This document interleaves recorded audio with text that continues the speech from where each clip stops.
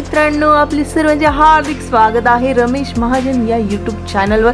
आणि तुमचे मनपूर्वक धन्यवाद, कारण आपले 500 सबस्क्रायबर पूर्ण झाले आहेत। त्यानिमित्ताने तुमचे मनपूर्वक धन्यवाद धन्यवाद धन्यवाद। आता आपण जात आहोत फिरायला, सायकलची टूर, आणि कुठे जात आहोत ते आपल्याला थोड्या वेळात कळणारच। हे आहे सावध नाका। आता आपण निघालो आहे पुढे, आणि यांची मॉर्निंगची गँग आहे ती निघाली आहे आता कुठे जरा आपण बघूया कुठे चालली आहे। आणि हे भाई साहब आहेत मनोज, आणि बसले आहे रॉयल एनफील्डवर, आणि सरळ पुढे जात आहेत। हे लोक जात आहे लोणार केव्समध्ये। हे मॉर्निंगच्या 7 वाजता निघालेले आहेत, आणि मस्त सकाळचं दृश्य दिसत आहे।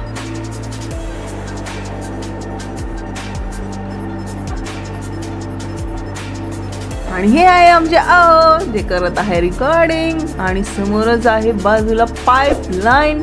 आणि मॉर्निंगची सकाळ आहे म्हणून थोडीशी थंडी आहे, जास्त नाही। आणि पुढेच बघा दृश्य किती छान, मस्त ढग सोनेरी रंगाची, आणि सरळच जायचं आहे पुढे लोणार केव्सला। आता आपण पुढे बघूया, आपले मित्र बाकीचे पुढे मिळतीलच।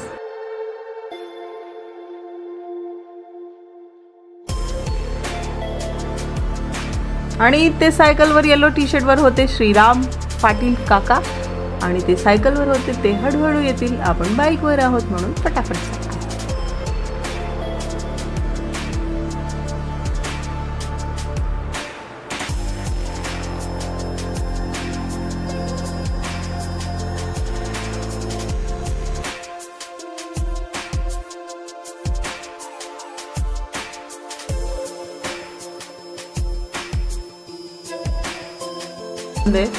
आणि हे पुढे आहेत राजेश सर आपले ब्लू टी शर्टवर, या साहेब पुढे।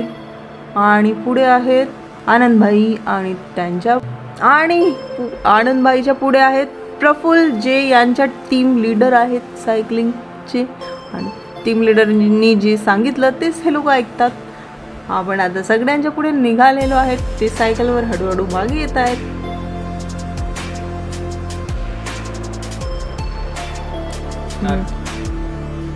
आणि पुढे आपल्याला मस्त सूर्योदय दिसणार आहे।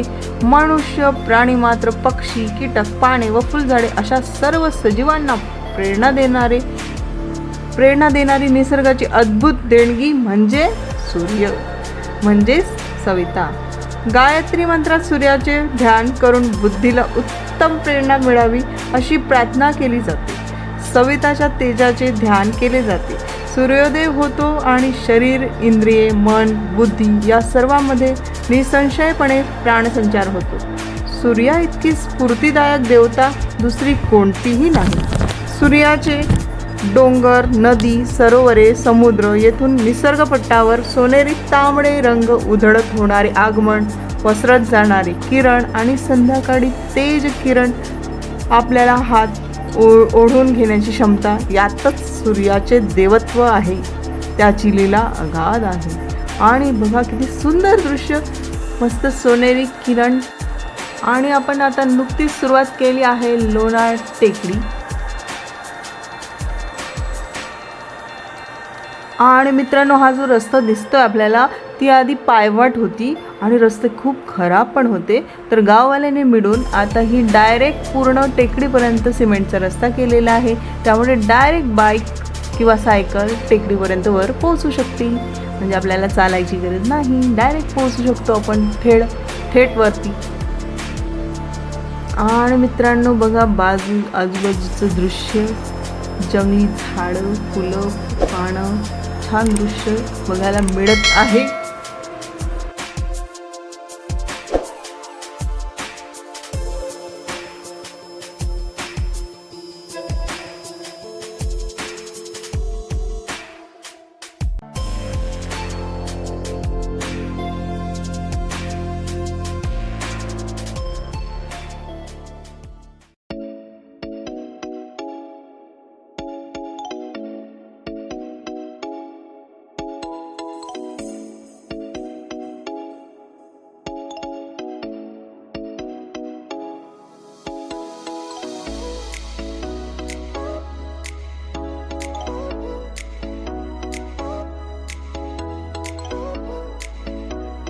आणि सरळच आपल्याला पुढे दिसत आहे आपलं ठिकाण, जिथे आपण जाण्यासाठी निघालो आहेत.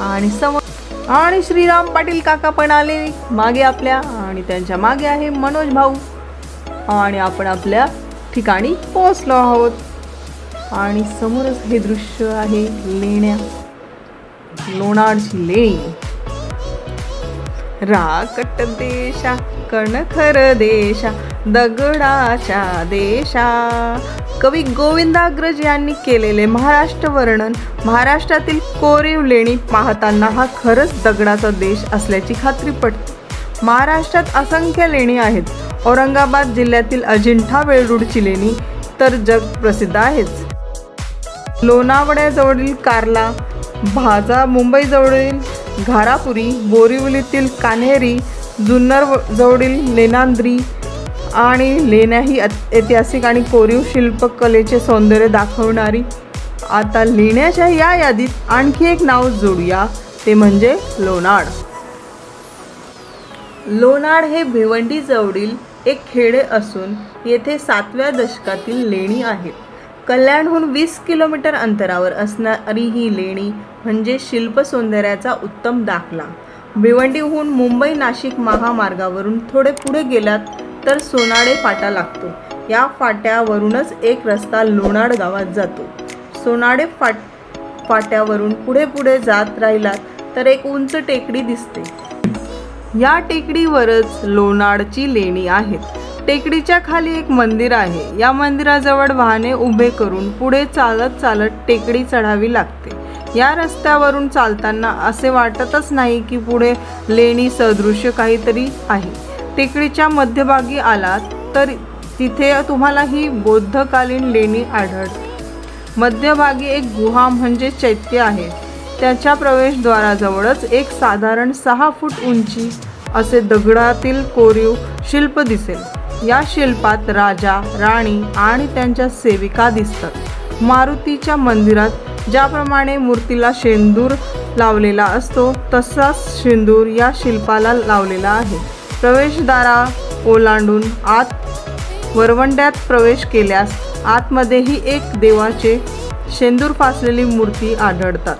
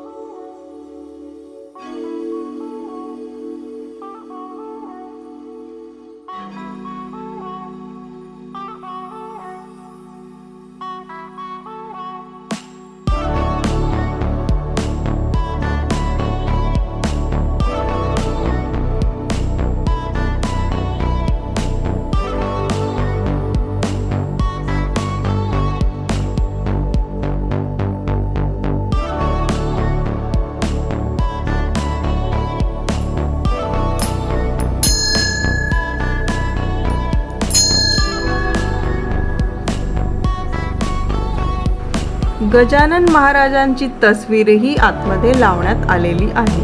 आतमध्येही भिंतीवरही कोरीव काम केलेले आहे, तर खांबावर आणि माथेपट्टीवरही शिल्पे कोरलेली आढळतात। प्रवेशद्वाराच्या डाव्या बाजूस एक थंड पाण्याची टाकी दिसते। 4थ्या किंवा 5व्या शतकात कोकण प्रदेशात मौर्य कुळातील राजा सुकेतुवर्मा हा राज्य करीत होता। त्याच्या काळात लोणार हे प्रसिद्ध बौद्ध धर्मीय केंद्र होते। मौर्य राजाच्या काळात तर येथेही लेणी बांधण्यात आल्याचे इतिहासतज्ञांचे मत आहे। इतिहासाची आवड आणि लेणी व शिल्पकला जाणून घेण्याची इच्छा असणाऱ्यासाठी लोणार हे अत्यंत महत्त्वाचे ठिकाण आहे।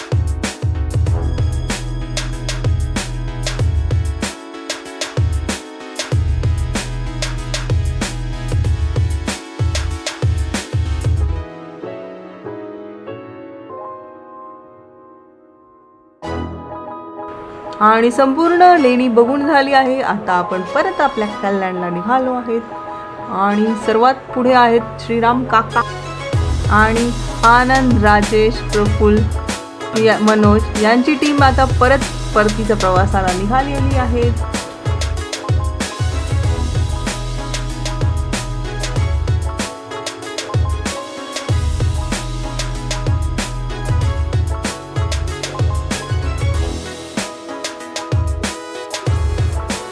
आणि सकाळपासूनच दमलेले थकलेले आम्ही मस्त ताव मारला आहे। मिसळ, झणझणीत मिसळ, मस्तच गरम गरम चहा आणि कांदा भजी आणि बटाटा भजी आणि मस्त ताव मारला सगळ्यांनी, कारण खूप भूक लागलेली होती। सगळे दमलेले होते, सकाळपासूनच निघालेले होते आणि पोट भरेपर्यंत नाश्ता केलेला आहे मंडळींनी।